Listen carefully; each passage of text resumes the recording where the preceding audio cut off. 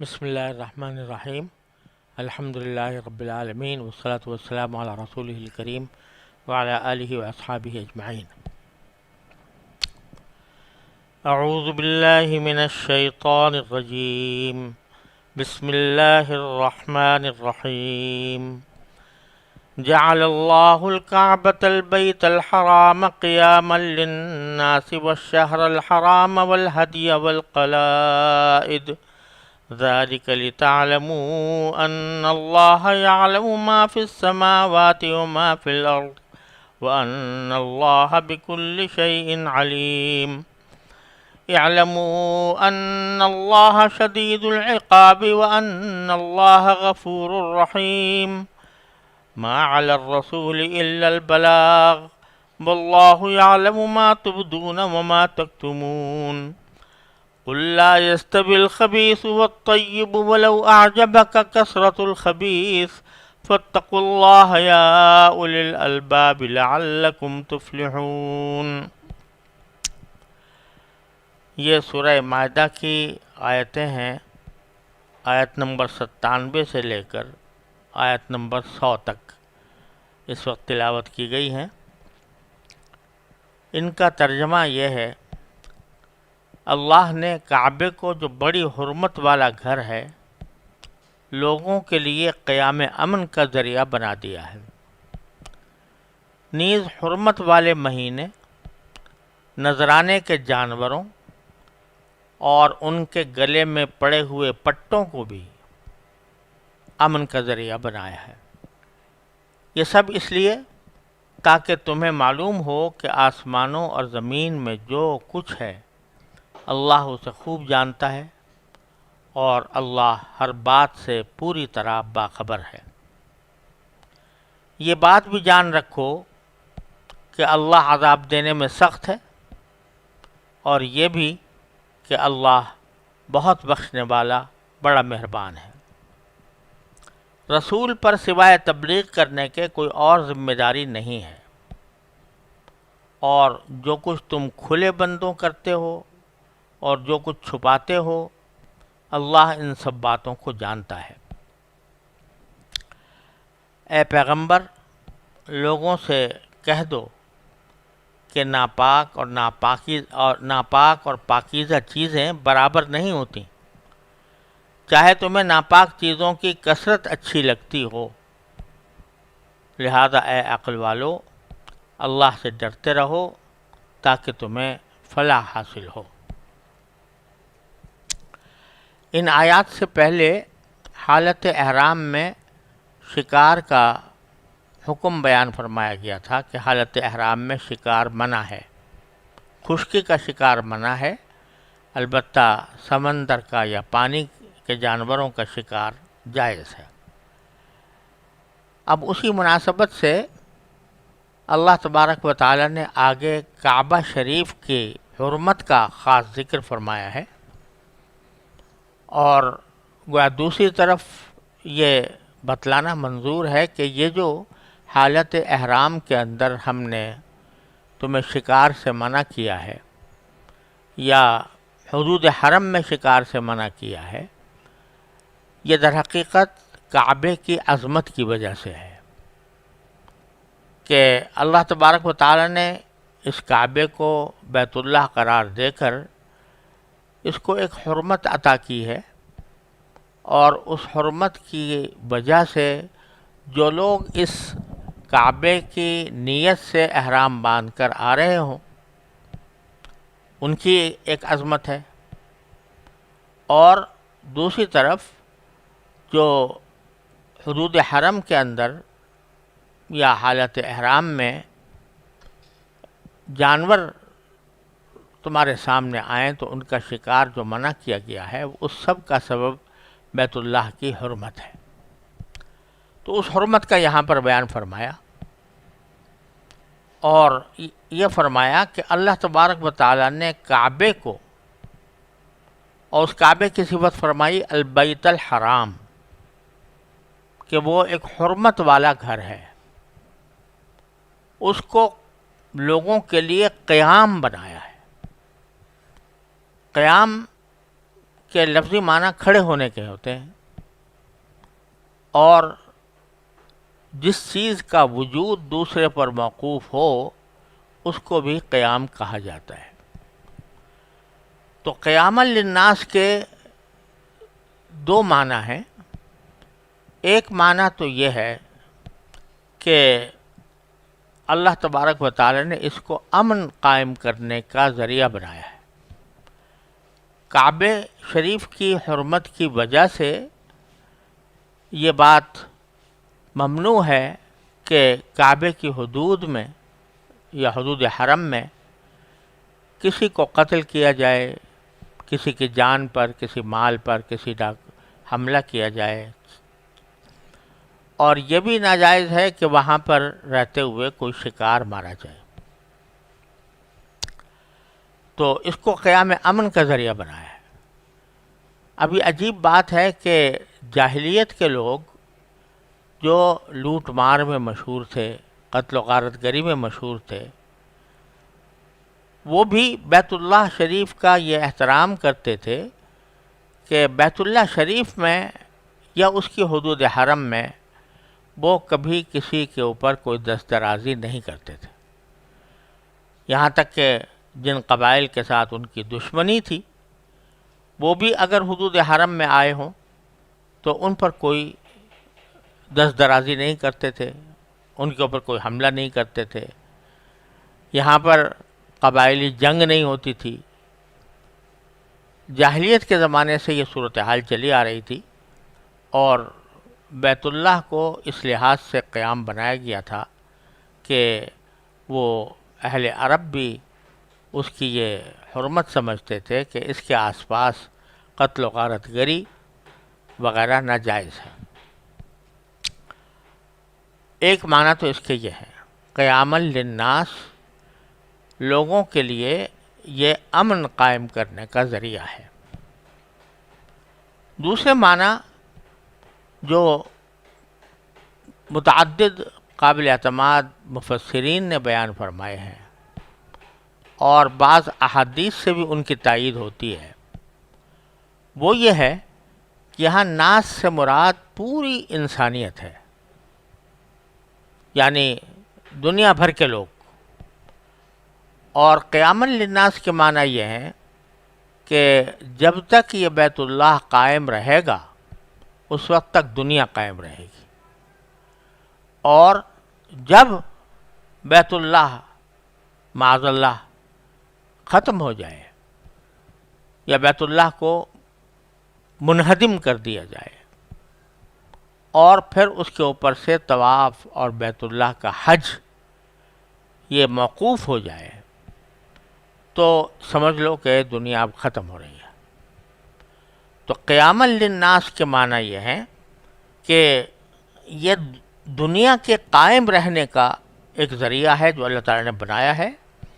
جب تک بیت اللہ اپنے لوازم اور اپنی خصوصیات کے ساتھ قائم رہے گا، لوگ حج کو جاتے رہیں گے، اس وقت تک یہ دنیا بھی قائم رہے گی، اور جب حج بند ہو جائے گا تو اس کے معنی یہ ہے کہ بس اب دنیا ختم ہو رہی ہے۔ چنانچہ ایک حدیث میں فرمایا گیا کہ قیامت اس وقت تک قائم نہیں ہوگی جب تک کہ حج بیت اللہ منسوخ نہ ہو جائے، لوگ جو ہیں بیت اللہ کے حج کے لیے جانا بند کر دیں۔ بلکہ ایک روایت میں تو حضرت عطا سے یہ منقول ہے، حضرت عطا ابن ابی رباح، کہ وہ یہ فرماتے ہیں کہ اسی آیت کی تفسیر کرتے ہوئے کہ اگر ایک مرتبہ بھی دنیا میں حج موقوف ہوا تو بس یہ دنیا کے خاتمے کا وقت ہوگا، یہ دنیا کے خاتمے کی علامت ہوگی۔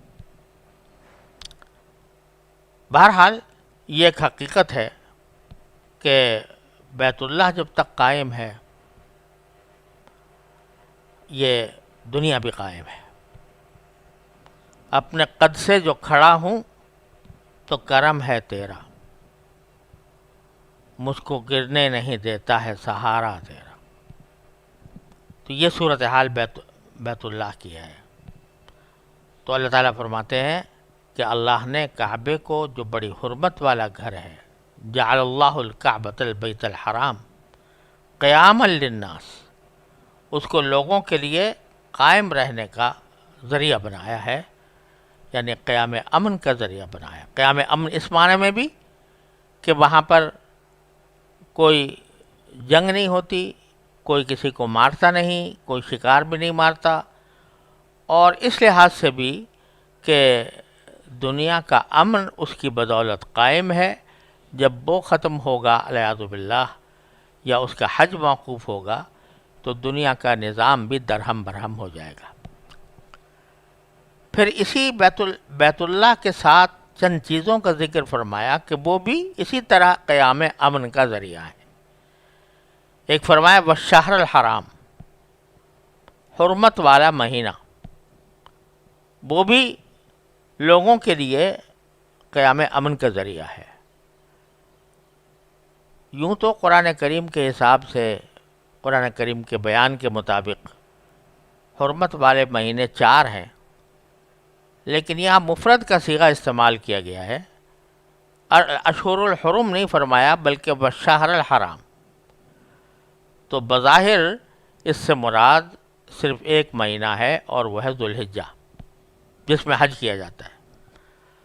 تو جو ذوالحجہ کا مہینہ ہے جس کو اللہ تعالیٰ نے حرمت عطا فرمائی ہے، وہ بھی بیت اللہ کے ساتھ اس معاملے میں شریک ہے کہ وہ بھی امن کا ذریعہ ہے، کیونکہ اس شہر حرام کے اندر نہ جنگ جائز ہوتی ہے، اور نہ اس میں لوگ ایک دوسرے کے اوپر حملے کرتے ہیں، اور نہ کسی کو اس میں قتل کیا جاتا ہے، کیونکہ اسی شہر حرام کے اندر لوگ احرام باندھ کر بیت اللہ کی طرف آ رہے ہوتے ہیں، اور ان احرام کی حالت میں وہ کوئی شکار بھی نہیں کر سکتے، کسی جانور کو بھی نہیں مار سکتے کہ جائے کہ کسی انسان کو ماریں، لہٰذا وہ بھی قیام امن کا ذریعہ ہے۔ دوسری چیز فرمائی والہدی، یعنی وہ نذرانے کے جانور جو بیت اللہ لے جائے جا رہے ہوں، جس طرح قربانی جو ہے وہ حج کا ایک اہم حصہ ہے۔ بعض مرتبہ وہ واجب ہوتی ہے، بعض مرتبہ واجب تو نہیں ہوتی لیکن مستحب ہوتی ہے۔ تو اس کا ایک طریقہ تو یہ ہے کہ جب قربانی کا وقت آئے، 10 ذی الحجہ، 11، 12 ذی الحجہ، تو اس وقت میں وہیں سے کوئی جانور لے کر قربانی کر دی جائے۔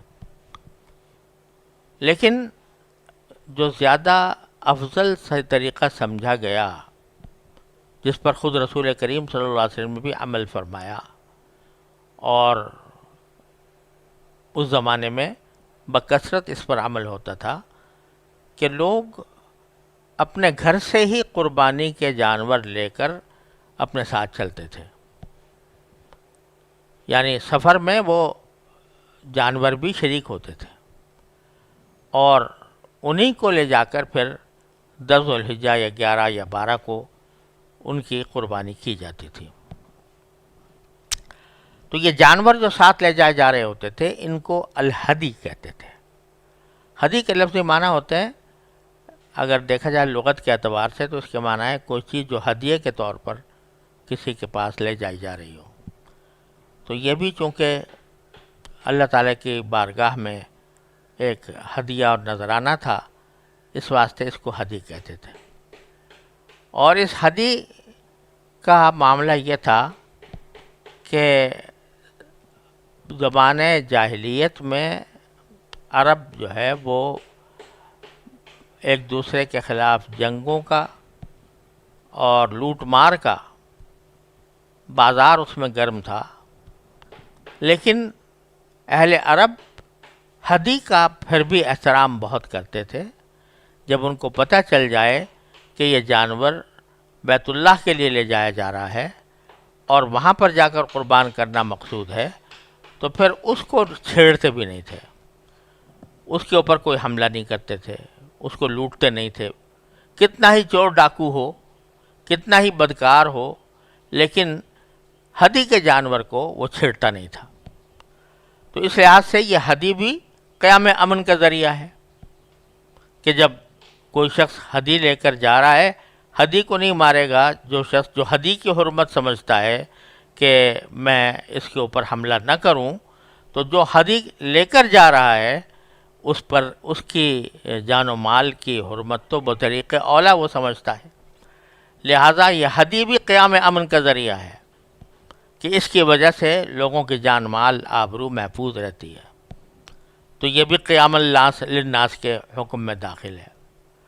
اور وہ جو میں نے دوسرا مفہوم بیان کیا تھا کہ دنیا اس وقت تک قائم رہے گی جب تک کہ بیت اللہ قائم ہے اور لوگ حج کرتے ہیں، تو اگر یہ ہدی کے لے جانے کا سلسلہ موقوف ہو گیا، جس کے معنی ہے کہ حج موقوف ہو گیا، تو اس وقت دنیا بھی ختم ہو جائے گی. اور پھر تیسری چیز فرمائی والقلائد، گلوں کے پٹے. یہ در حقیقت یہ رواج تھا، جاہلیت میں بھی رواج تھا، اور پھر رسول کریم صلی اللہ علیہ وسلم نے بھی اس کو باقی رکھا کہ جو جانور بیت اللہ لے جایا جا رہا ہو قربانی کے لیے، تو اس جانور کے گلے میں عام طور سے ایک پٹا ڈال دیا جاتا تھا. یہ پٹا اس لیے ڈالا جاتا تھا تاکہ لوگ سمجھ لیں کہ یہ جانور حرم لے جایا جا رہا ہے اور یہ ہدی ہے. اور جب لوگ دیکھ لیتے تھے کہ یہ پٹے پڑے ہوئے ہیں کسی جانور کے اندر، تو وہ چونکہ سمجھ جاتے تھے کہ بیت اللہ کی طرف جا رہا ہے، اس لیے اس سے بالکل کوئی چھیڑ چھاڑ نہیں کرتے تھے. تو اس واسطے یہ پٹے بھی بذات خود یہ قیام امن کا ذریعہ تھے کہ ان پٹوں کو دیکھ کر کوئی شخص دوسرے پر دست درازی نہیں کرتا تھا، جانوروں پر بھی دست درازی نہیں کرتا تھا. تو اللہ تعالیٰ فرماتے ہیں کہ ہم نے یہ 4 چیزیں ہیں جو لوگوں کے لیے قیام امن کا ذریعہ بنایا ہے جن کو، وہ ایک بیت اللہ ہے، ایک حرمت والا مہینہ یعنی ذوالحجہ ہے، اور ایک جانور ہیں جو بیت اللہ لے جائے جا رہے ہوں، اور دوسرے ان کے گلے میں جو پٹے پڑے ہوتے ہیں وہ بھی اسی طرح قیام امن کا ذریعہ ہے. یہ جو ہم نے احکام دیے ہیں کہ حالت احرام میں شکار نہ کرو، بیت اللہ کی عظمت کا خیال رکھو، اور ذوالحجہ کے مہینے کی حرمت کا خیال رکھو، اور قربانی کے جانوروں کی حرمت سمجھو، اور پٹوں کی حرمت سمجھو، تو یہ احکام ہم نے کیوں دیے؟ سوال یہ پیدا ہوتا ہے کہ کیا وجہ ہے کہ اس خاص مہینہ کو اتنی حرمت دے دی گئی اور اس خاص گھر کو اتنی حرمت دے دی گئی، حالانکہ وہ گھر بھی پتھروں سے بنا ہوا ہے، انسان کا بنایا ہوا ہے، اور انسان ہی نے اس کی تعمیر بھی کی ہے، اس کی حفاظت بھی انسان ہی کرتے ہیں. شہر حرام کا بھی یہ معاملہ ہے کہ دوسرے مہینوں کی طرح ایک مہینہ ہے. جانوروں کا بھی یہ معاملہ ہے کہ بھئی وہ بھی ایک جانور ہیں، ان کے گلے میں جو پٹے پڑے ہوئے ہیں وہ بھی ایک عام پٹوں کی طرح ہیں. پھر بھی ان کو ساری دنیا سے ممتاز کس بنا پر کر دیا گیا کہ بیت اللہ کو ذریعہ قیام امن کا ذریعہ بنا دیا، اس ذوالحجہ کے مہینے کو بنا دیا، اس جانور کو بنا دیا، ان پٹوں کو بنا دیا. تو کیا ان میں کوئی خاص ذاتی حرمت تھی کہ اپنے ذات میں یہ مقدس تھے؟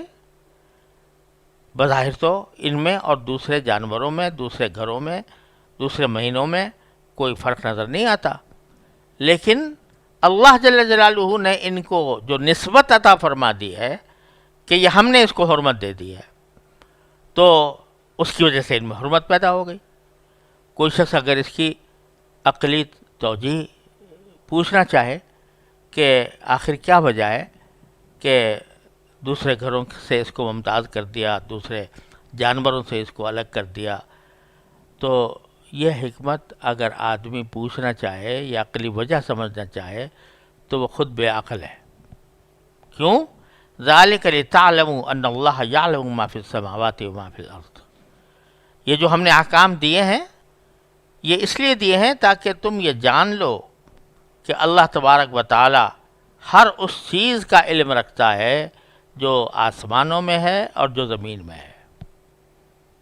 تمہارا علم اس کی گرد کو بھی نہیں پہنچ سکتا، تمہاری عقل اس کی پایاں کو بھی نہیں پہنچ سکتی۔ یہ در حقیقت اللہ تبارک و تعالیٰ کا علم محیط ہے، جس کی بنا پر وہ جس حصے کو چاہتا ہے حرمت عطا کر دیتا ہے، جس حصے کو چاہتا ہے اس کو قیام امن کا ذریعہ بنا دیتا ہے۔ وَأَنَّ اللَّهَ بِكُلِّ شَيْءٍ عَلِيمٌ، اور یہ کہ اللہ ہی ہے جو تمام چیزوں کا علم رکھنے والا ہے۔ دیکھیے دو جملے ہیں، ایک یہ کہ یعلم ما فی السماوات ما فی الارض، اللہ جانتا ہے جو کچھ بھی آسمانوں میں ہے اور جو کچھ بھی زمین میں ہے۔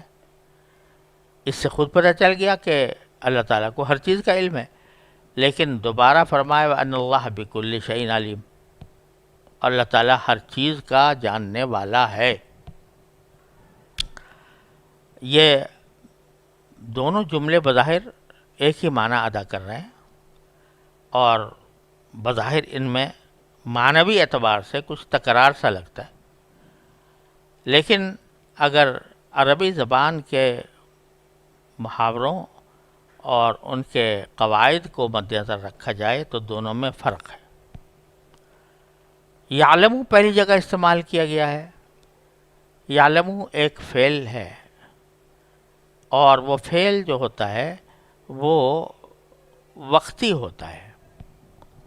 یعنی اگر فرض کرو کہ میرے سامنے ایک کتاب ہے اور مجھے پتہ چل گیا کہ یہ کتاب ہے، تو یہ ایک وقتی فعل ہے جو مجھے حاصل ہوا علم کا۔ اور ایک یہ ہے کہ کسی کو کہا جائے کہ یہ عالم ہے، تو عالم ہونا اس کی صفت ہوتی ہے، وہ فعل وقتی فعل نہیں ہوتا، بلکہ وہ اس کی صفت ہوتی ہے جو اس کے ساتھ متصل ہوتی ہے۔ جب تک وہ آدمی موجود ہے اس کو عالم کہا جاتا رہے گا۔ وقتی علم تو کسی عام آدمی کو بھی ہو سکتا ہے کسی چیز کا۔ اگر کسی عام آدمی کو یہ پتہ چل جائے کہ نماز کیسے پڑھی جاتی ہے، تو یہ اس کو علم وقتی طور پر ایک جزوی چیز کا حاصل ہو گیا، لیکن اس کو عالم نہیں کہہ سکتے اس بنا پر کہ اس کو نماز پڑھنا آتا ہے لہذا وہ عالم ہے۔ عالم اسی وقت کہیں گے جب کہ اس کا علم جو ہے وہ ایسا ہو کہ جس کی وجہ سے اس کو عالم عرفاً کہا جا سکے۔ تو پہلے جملے میں جو علم ہے وہ علم ہے جزوی، کہ اللہ تبارک و تعالیٰ اگرچہ ہے سب چیزوں کا، جن میں آسمان بھی داخل ہے، جس میں زمین بھی داخل ہے، ان سب کا علم ہے، اور اس میں جتنی چیزیں پائی جاتی ہیں وہ سب ہیں، لیکن وہ علم ایک فعل ہے۔ اور اللہ تبارک و تعالیٰ فرماتے ہیں کہ یہ بات نہیں ہے کہ ہمیں اتفاقی طور پر ان آسمان و زمین اور اس کے درمیان کی چیزوں کا علم حاصل ہو گیا، بلکہ یہ علم ہماری صفت ہے، صفت دائمہ، صفت ازلی، ازل سے ہماری یہ صفت ہے کہ ان اللہ بکل شیء علیم، اللہ تعالیٰ ہر چیز کو جاننے والا ہے۔ اب یہ بیان کرنے کے بعد کعبے کی حرمت بیان کر کے، شہر حرام کی حرمت بیان کر کے، جانوروں کی حرمت بیان کر کے، اور حالت احرام کے اندر کیا کیا چیزیں ممنوع ہوتی ہیں ان کی ممانعت بیان کر کے، آخر میں فرمایا کہ اعلموا ان اللہ شدید العقاب وان اللہ غفور الرحیم۔ یہ بات جان رکھو کہ اللہ عذاب دینے میں سخت ہے، اور یہ بھی جان رکھو کہ اللہ بہت بخشنے والا بڑا مہربان ہے۔ اللہ تبارک و تعالیٰ کی یہ دونوں صفتیں ہیں، اگر وہ عذاب دینے پر آ جائے تو عذاب بھی بڑا سخت ہے، اور مغفرت کرنے پر آ جائے تو مغفرت بھی اس کی بڑی عظیم ہے، اور رحمت ہی بڑی عظیم ہے۔ لہٰذا اس بات کا خیال رکھو کہ جن چیزوں سے منع کیا گیا ہے ان کی ان کے ارتکاب سے تم اللہ کے عذاب کے بھی مستحق ہو سکتے ہو، اور اگر ایک آدھ مرتبہ غلطی ہو جائے اور پھر تم اللہ تعالیٰ سے توبہ کر لو تو اللہ تعالیٰ بہت بخشنے والا بھی ہے، رحم کرنے والا بھی ہے۔ اور یہ نہ سمجھنا کہ تمہاری غلطی کی ذمہ داری ہمارے پیغمبر پر عائد ہوگی، کہ انہوں نے تم کو مجبور کیوں نہیں کیا نیک کام کرنے پر اور گناہوں سے بچنے پر۔ ما علی الرسول الا البلاغ، ہمارے پیغمبر پر سوائے اس کے کوئی ذمہ داری عائد نہیں ہوتی کہ وہ تمہیں پیغام پہنچا دیں، تبلیغ کر دیں۔ انہوں نے تبلیغ کر دی، اب یہ تمہارا کام ہے کہ تم ان کی تبلیغ کیے ہوئے احکام پر پوری طرح عمل پیرا ہو تاکہ اللہ تعالیٰ کے عذاب سے بچ سکو۔ واللہ یعلم ما تبدون وما تکتمون، اور ذمہ داری یہ رسول کی نہیں ہے کہ وہ تم سب کا اعمال کا کچا چٹھا تیار کرے اور پھر یہ کہے کہ فلاں کو عذاب دیا جائے اور فلاں کو معاف کر دیا جائے۔ یہ اللہ تبارک و تعالیٰ کا کام ہے کہ وہ خوب جانتا ہے جو کچھ تم ظاہر کرتے ہو اس کو بھی، وما تکتمون، اور جو تم خفیہ طور سے کرتے ہو اس کو بھی۔ تو اس لیے جو احکام دیے گئے ہیں وہ ان پر عمل پیرا ہونا ضروری ہے۔ پھر نبی کریم سرورت عالم صلی اللہ علیہ وسلم سے اللہ تبارک و تعالیٰ خطاب کر کے فرماتے ہیں کہ قل، آپ لوگوں کے سامنے یہ حقیقت واضح کر دیجئے کہ لا یستوی الخبیث والطیب، ناپاک چیزیں اور پاکیزہ چیزیں برابر نہیں ہوتی۔ یعنی اللہ تبارک و تعالیٰ نے اس کائنات میں دونوں قسم کی چیزیں پیدا کی ہیں، پاک بھی ناپاک بھی، حلال بھی حرام بھی، اور تم کو بتا بھی دیا ہے کہ یہ چیزیں حلال ہیں یہ حرام ہیں، یہ پاک ہیں یہ ناپاک ہیں۔ اب تمہارا کام یہ ہے کہ ان دونوں چیزوں کو برابر نہ سمجھو، جن چیزوں کو اللہ تعالیٰ نے حرام کیا ہے ان کو حرام سمجھو، جن کو حلال کیا ہے ان کو حلال سمجھو، اور اسی کے مطابق عمل کرو۔ ایسا نہ کرو جیسا کہ مشرکین نے اپنی طرف سے بعض چیزوں کو حرام کر لیا تھا اور بعض ناپاک چیزوں کو حلال کر لیا تھا، ویسا تم نہ کرو۔ اور ایک بہت بڑا اصول آگے یہ بیان فرما دیا، وَلَوْ أَعْجَبَكَ كَثْرَةُ الْخَبِيثِ، چاہے ناپاک چیزوں کی کثرت تمہیں پسند آ رہی ہو، یعنی ایک ناپاک چیز ہے یا ناپاک کام ہے، وہ دنیا بھر میں رواج پا گیا ہے اور اس کے کرنے والے، اس کو درست سمجھنے والے دنیا میں زیادہ ہو گئے ہیں، تو محض اس بنا پر کہ دنیا کی کثرت، اکثریت وہ کام کر رہی ہے یا اس کام کو اچھا سمجھ رہی ہے، یہ کوئی دلیل نہیں ہے اس بات کی کہ وہ کام پاکیزہ ہے یا وہ کام حلال ہے۔ ایسا ہو سکتا ہے کہ اور ہوا ہے اور ہو رہا ہے کہ ایک چیز جو ناپاک ہے یا ایک کام جو ناپاک ہے وہ دنیا بھر میں رواج پا گیا، ہر ایک آدمی وہ کام کر رہا ہے، اور یہاں تک کہ جو وہ کام نہ کرے اس کو برا سمجھا جا رہا ہے، اس پر انگلیاں اٹھائی جا رہی ہیں، اس کو یہ کہا جا رہا ہے کہ یہ زمانے کا ساتھ نہیں دیتا۔ تو اللہ تعالیٰ فرماتے ہیں یہ کوئی دلیل نہیں ہے کہ بھئی اتنے سارے آدمی ایک کام کر رہے ہیں تو چلو میں بھی کروں، بلکہ یہ دار و مدار اس پر نہیں ہے کہ کتنے لوگ اس کو اچھا سمجھتے ہیں کتنے لوگ برا سمجھتے ہیں، دار و مدار اس پر ہے کہ وہ فی نفسی اچھا ہے یا برا ہے، اور فی نفسی اچھا اور برا ہونے کا فیصلہ تم نہیں، تمہاری عقل نہیں، تمہاری سمجھ نہیں، بلکہ اللہ کرے گا یا اللہ کا رسول کرے گا صلی اللہ علیہ وسلم۔ اس سے ایک بہت بڑا اصول نکل رہا ہے، وہ یہ کہ آج کی جمہوریت میں کہا جاتا ہے کہ حاکمیت اعلیٰ عوام کی ہے، عوام کو حاکم اعلیٰ قرار دے، ساورنٹی عوام، یہ ساری سیکولر ریاستوں میں کہا جاتا ہے کہ ساورنٹی یعنی حاکمیت وہ عوام کی ہے. عوام کی اکثریت جس چیز کو کہہ دے کہ یہ صحیح ہے وہ صحیح ہے، جس چیز کو کہہ دے یہ جائز ہے وہ کہہ دے جائز ہے، وہ کہہ دے حرام ہے ناجائز ہے کہہ دے کہ ہاں ناجائز ہے. کسی عمل یا کسی قول کے اندر آج کے جمہوری نظریے میں کوئی ذاتی خرابی یا ذاتی عیب یا ذاتی اچھائی نہیں ہوتی. آج کا نظریہ یہ ہے، آج کی جمہوریت کا نظریہ یہ ہے، آج کے سیکولرزم کا نظریہ یہ ہے کہ کوئی چیز اپنی ذات میں اچھی یا بری نہیں ہوتی، اس میں کوئی انٹرنزک اچھائی یا انٹرنزک خرابی نہیں ہے. جس کو لوگ پسند کر لیں وہ اچھی بات ہے. اسی وجہ سے آج دیکھیں مغربی دنیا میں ایک زمانہ تھا کہ ہم جنس پرستی کو برا سمجھا جاتا تھا، ان کی مذہبی کتابوں کے اندر بھی اس کو برا کہا گیا ہے.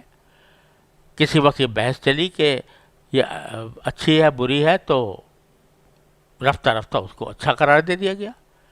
نہ صرف اچھا قرار دے دیا گیا بلکہ اس کو اب ایسا مقدس سمجھا گیا ہے کہ جو شخص اس کی اچھائی کا انکار کرے وہ مطعون ہے.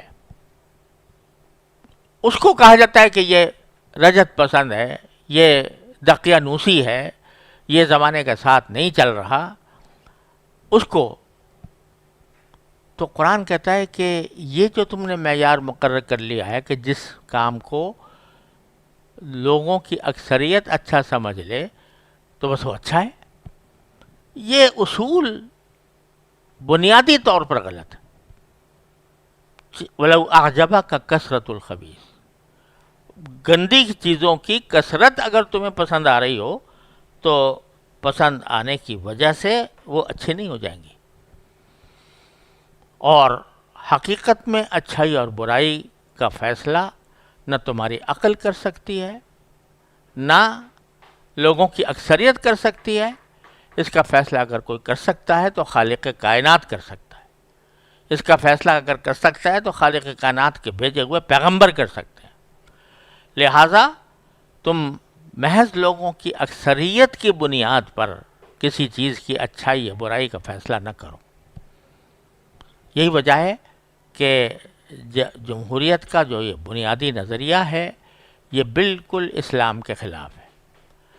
البتہ اگر اس جمہوریت کو قرآن و سنت کے تابع کر دیا جائے اور کہا جائے کہ وہ لوگوں کی اکثریت تنہا اچھائی برائی کا فیصلہ نہیں کرے گی، اصل فیصلہ قرآن کرے گا یا سنت کرے گی، اور اب اس کے اندر اس کے عملی اطلاق کی جو مختلف صورتیں ہو سکتی ہیں ان میں اگر اکثریت کا قول کو اعتبار کر لیا جائے تو اس میں کوئی حرج نہیں.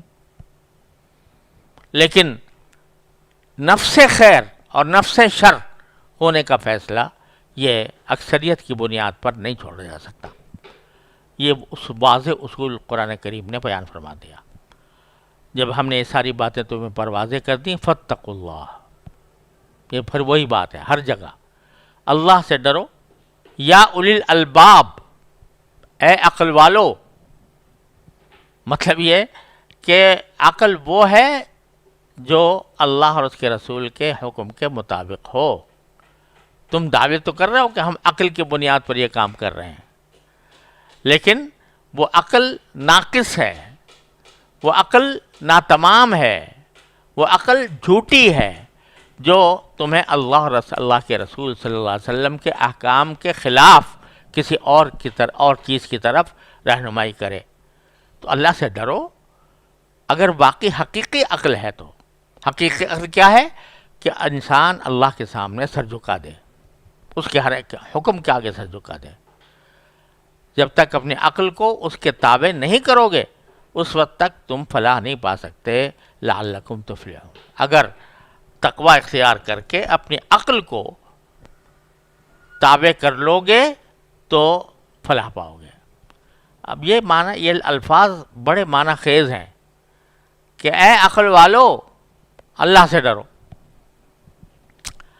اب یعنی اس میں عقل کی ایک فضیلت بھی ہے کہ عقل جو ہے وہ تمہیں اللہ کے تقوی کی طرف لے جانی چاہیے.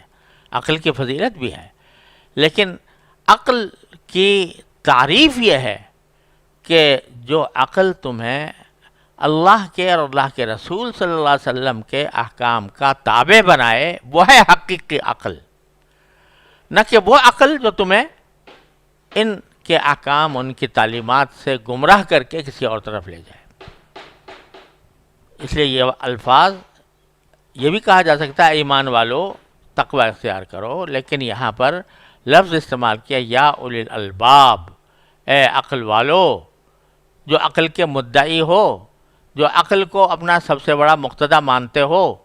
تو عقل اگر وہ تمہاری صحیح ہے تو پھر اس کے سوا کوئی چارہ نہیں کہ تم اللہ سے تقوی اختیار کرو تاکہ تمہیں فلاح حاصل ہو. وآخر دعوانا الحمدللہ رب العالمین.